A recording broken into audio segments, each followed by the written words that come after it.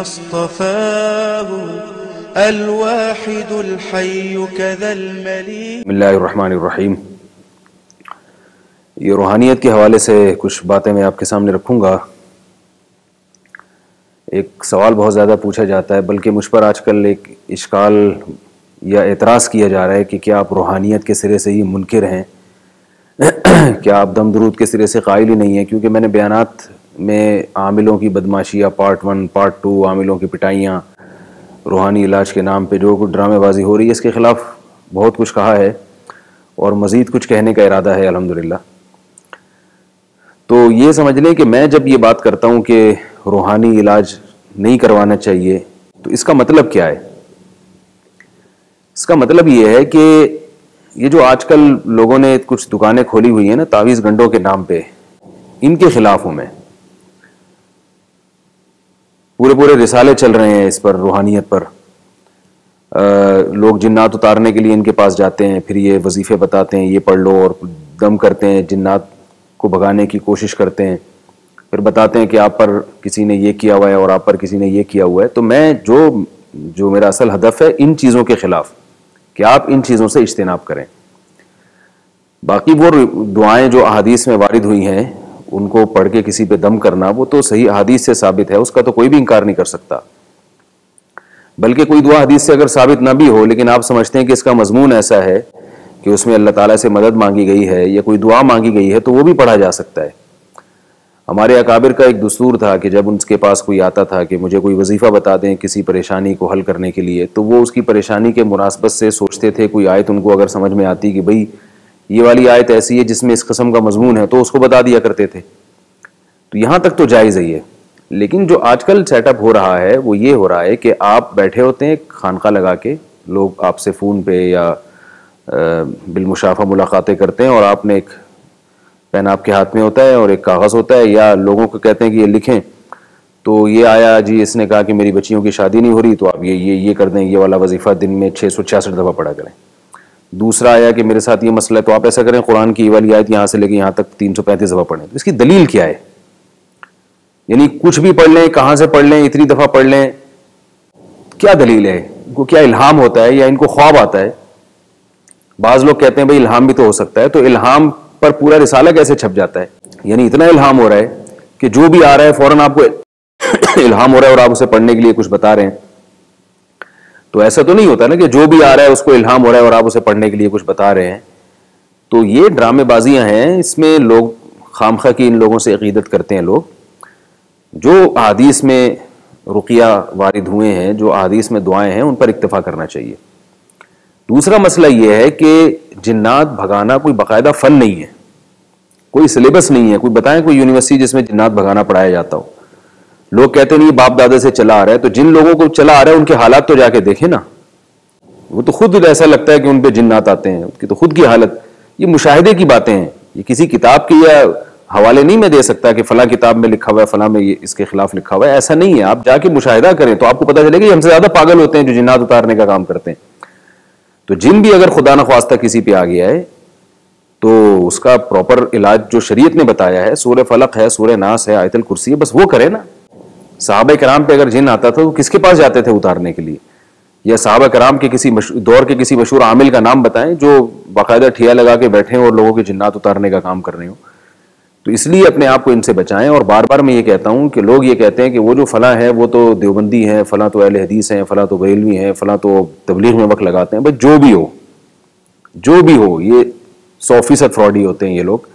اس لیے ان لوگوں سے اپنے آپ کو بچائیں.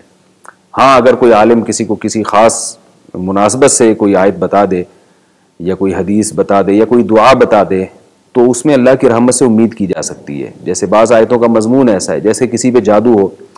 قرآن مجید کی آیت ہے قال موسیٰ ما جئتم به السحر ان اللہ سیبطلہ. موسیٰ علیہ السلام نے کہا کہ تم لوگ جو کچھ کر رہے ہو وہ جادو ہے، اللہ تعالیٰ اس کو عنقریب ختم کر دے گا. تو یہ ایک آیت ہے، اس سے ہم تبرک کر سکتے ہیں ایک برکت کی امید سے. یہ کسی پہ جادو ہوا ہو تو پڑھ کے پھونک لگا سکتے ہیں کہ بھئی اس میں بھی اللہ تعالیٰ نے جادو کے باطل ہونے کا ذکر کیا ہے، تو شاید ہم جب اس پہ دم کریں گے تو اللہ تعالیٰ جس پہ جادو ہوا ہے وہ جادو باطل ہو جائے. تو ایک بات تو یہ ہے. دوسرا مسئلہ یہ ہے کہ اکثر لوگوں پہ جادو نہیں ہوتا اور جنات نہیں ہوتے، لیکن جو روحانی علاج والے ہیں ان کا کام ہی یہی ہے بیٹھ کے بتانا کہ آپ پہ جادو ہے، آپ پہ جن ہے، آپ پہ کسی نے کچھ کیا، آپ نے تو ایسا نہیں ہے کہ کائنات کا نظام تباہ ہو جائے گا اگر اس طرح اللہ تعالیٰ انسانوں کو اختیار دے دے کہ جو چاہے جب چاہے بیٹھ کے کسی پہ کچھ بھی کر دے. ایسا نہیں ہوتا. بہت سارے مسائل ہیں ہمارے ساتھ جو قدرت کی طرف سے ہیں، اور کچھ تو ایسے مسائل ہیں جو ہماری حماقتوں کی وجہ سے ہیں. بچیوں کی شادیاں نہ ہونا یہ تو اس لیے ہے کہ آپ ہمارے معاشرے میں 2-3 شادیوں کا رواج نہیں ہے. جب مرد کم ہیں عورتیں زیادہ ہیں تو شادیاں کہاں ہوں گی لڑکیوں کی؟ وہ تو پریشانیاں ہوں گی. اس میں یہ کہنا کہ فلاں نے یہ کر دیا، فلاں نے یہ کر دیا، تو بیوقوفوں والی باتیں ہیں. یہ گراؤنڈ ریئلٹیز کو دیکھ کے چلیں آپ. تو آسان نہیں ہے کسی پہ کچھ کر دینا. یہ ایسے کائنات کا نظام تو تباہ و برباد ہو جائے گا. تو یہ ایک سوال رہ جائے گا، بھائی ٹھیک ہے آسان نہیں ہے لیکن ہو تو جاتا ہے نا. تو یاد رکھیے جادو ہر ایک پر ہوتا نہیں ہے، اور جس پر ہوتا ہے اس پر اتنی آسانی سے نہیں ہوتا. اور جادوگر جو چاہتا ہے ضروری نہیں کہ وہ ساری چیزیں اس کو مل جائیں جو وہ کرنا چاہ رہا ہے، کیونکہ جادو اسباب ضعیفہ میں سے ہے، کمزور اسباب میں سے ہے. یہ رہا اشکال کہ نبی صلی اللہ علیہ وسلم پر بھی جادو کا اثر ہوا تھا، تو آپ صلی اللہ علیہ وسلم پر جادو کا اثر اس لیے ہو گیا تھا کہ لوگ آپ کو جادوگر نہ سمجھیں، کیونکہ یہودی تانا دیتے تھے کہ آپ جادوگر ہیں. تو اللہ نے تھوڑا سا اثر ہونے دیا. جادو تو انہوں نے بہت زیادہ کیا تھا لیکن اثر تھوڑا سا ہوا اس کا. باقی میں اس جادو کی زیادہ ڈیٹیل میں نہیں جاتا، اس پر میرے بیانات ہیں یوٹیوب پہ موجود ہیں، جادو کی تفصیل، جادو کے طریقے، وہ آپ سن سکتے ہیں. تو اس میں میں نے یہ ثابت کیا ہے کہ جادو کو ہوا بنانے کی ضرورت نہیں ہے، نہ جادوگروں سے ڈرنے کی ضرورت ہے. حضرت ابو بکر پہ جادو کیوں نہیں ہوا، حضرت عمر پہ کیوں نہیں ہوا، حضرت علی، حضرت عثمان پہ کیوں نہیں ہوا جادو؟ یہودی تو اس وقت بھی کوشش کرتے ہوں گے. اور یہ جو دنیا میں بڑے بڑے لوگ ہیں، اسلام دشمن لوگ ہیں، ان پہ جادو کیوں اثر نہیں کر دیتا؟ ان پہ جنات بھیج کے آپ کیوں نہیں ان کو زیر کر لیتے؟ باقاعدہ یہ لوگ تو بیٹھ کے سازشیں بناتے ہیں. بعض لوگوں کو یہ وہم ہے، وہ کہتے ہیں کہ انہوں نے نا کچھ ایسے عملیات پڑے ہوئے ہوتے ہیں جس سے ان پہ جادو کا اثر نہیں ہوتا. ایسا نہیں ہے، یہ ہوائی بات ہے. آپ ان سے جا کے پوچھیں تو کوئی کچھ نہیں پڑھا ہوا ہوتا ہے، ان کے پاس ٹائم ہی نہیں ہوتا ان فضول چیزوں کے لیے. تو اس لیے اپنے آپ کو وہمی نہ بنائیں. جادو اتنی آسانی سے اثر نہیں کرتا، اور جادو سے حقیقت اور ماہیت تبدیل نہیں ہوتی. یہ ایک لمبا ٹاپک ہے. بعض حضرات کی رائے کہ جادو سے حقیقت بھی چینج ہو جاتی ہے، لیکن صحیح قول یہ ہے کہ جادو سے حقیقت چینج نہیں ہوتی. اس پر میرے بیان ہیں یوٹیوب پہ، آپ سرچ کر سکتے ہیں. جادو صرف نظر کا دھوکہ ہوتا ہے، حقیقت چینج نہیں ہوتی اس سے. جیسے قرآن مجید میں آتا ہے کہ جاؤ بسحر عظیم، موسیٰ علیہ السلام کے خلاف جو جادوگر آئے تھے بہت بڑا جادو لے کر آئے. اس بہت بڑے جادو کے بارے میں اللہ نے فرمایا یخیل الیہ من سحرہم انہا تسعی، تو وہ لاٹھیاں دیکھنے میں ایسا لگتا تھا کہ سانپ بن کے دوڑ رہی ہیں. کیا مطلب؟ بہت بڑا جادو بھی صرف دیکھنے کی حد تک تھا، حقیقت میں لاٹھیاں سانپ نہیں بنی تھی.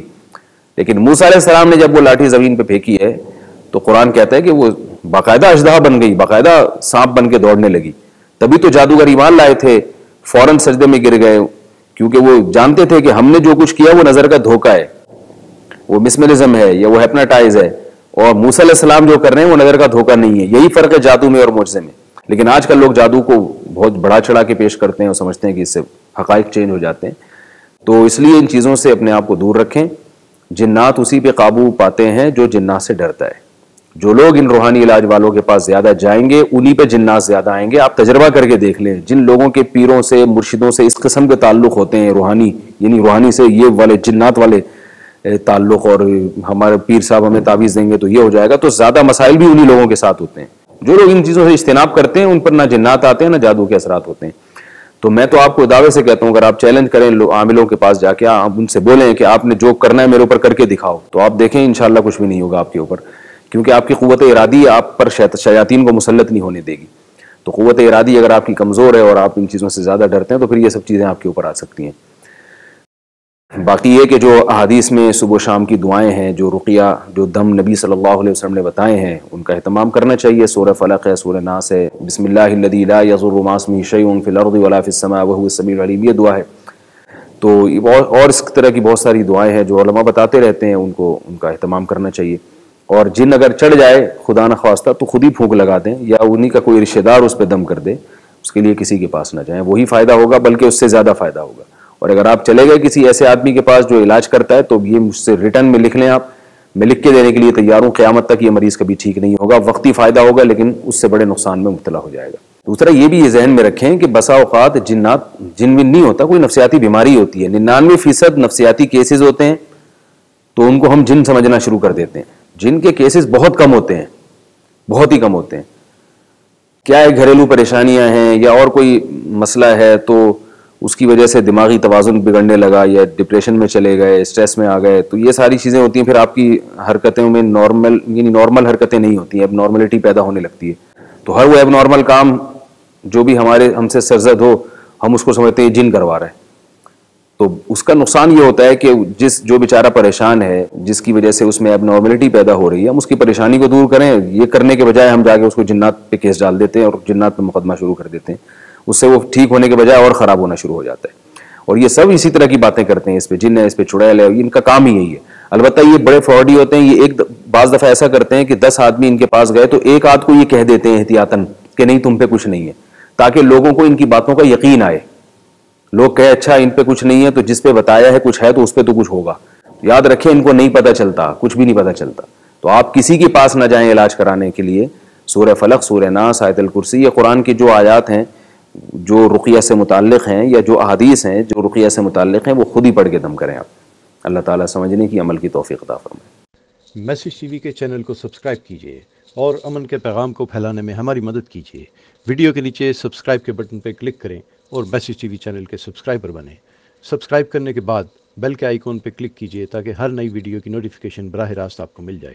اس ویڈیو کو تھمز اپ کا بٹن دبا کر لائک کیجیے اور اپنی فیس بک وال اور ٹویٹر پر شیئر کیجیے. آپ کا اپنا میسج ٹی وی.